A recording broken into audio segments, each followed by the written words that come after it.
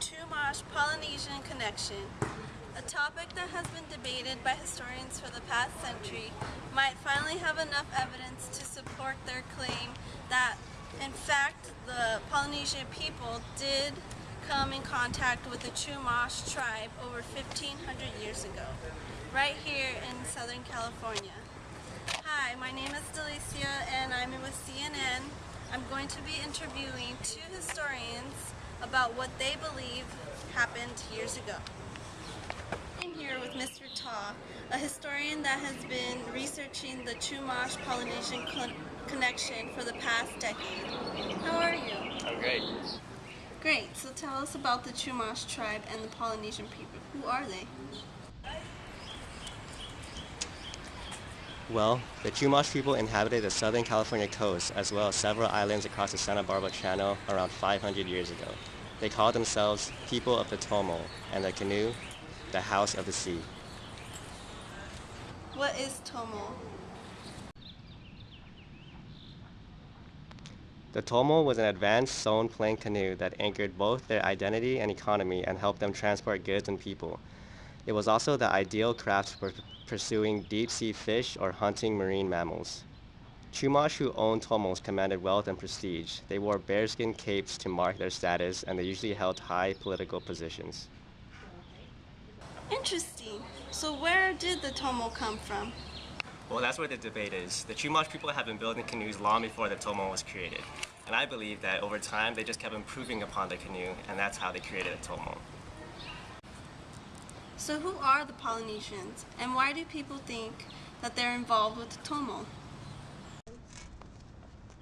The Polynesia people are a subset of the sea-migrating Austronesian people, and by tracing their language, we believe their prehistoric origins ultimately are in Taiwan, but they are known to occupy the Hawaiian Islands. Many think the Polynesia people were responsible for introducing the Tomo and teaching the Chumash people how to build them. I disagree. How come? Because their only evidence is a similar sounding word for canoe, which is Tomo, and that's the only similar sounding word in both languages. Now let's talk with our second historian, Dr. Garcia. He's been studying this topic and has been researching it most of his life. Hi, how are you? I'm doing well, thanks. So you disagree with Mr. Ta, don't you? Absolutely. Tomolo, as it's correctly called by the Chumash people, is a direct word that came from the Polynesians. It's the only similar word because the Chumash people already had their own language before they came in contact with the Polynesians. So it only makes sense that they would adopt words that they didn't have a word for before such a Tomolo. Mr. Ta is ignoring the importance of linguistic, and that when there are two similar words in different languages, the word is usually adopted. So the Polynesian people taught the Chumash people how to build these stone plank canoes and told them that they were called tomolos. That's a good point. Another good piece of evidence that they both came in contact is that the Chumash people also adopted a new kind of fishing hook around the same time they started building tomolos. These bone fishing hooks were used by the Polynesians long before they were used by the Chumash, and this is how I believe the connection happened.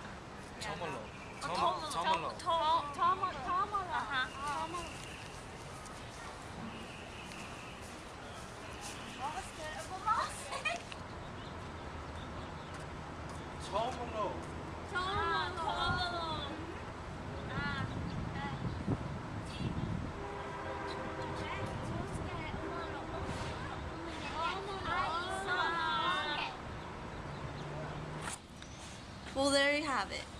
It looks like Dr. Garcia has enough evidence to support his claim that indeed there was a connection between the Chumash and Polynesian people over 1,500 years ago.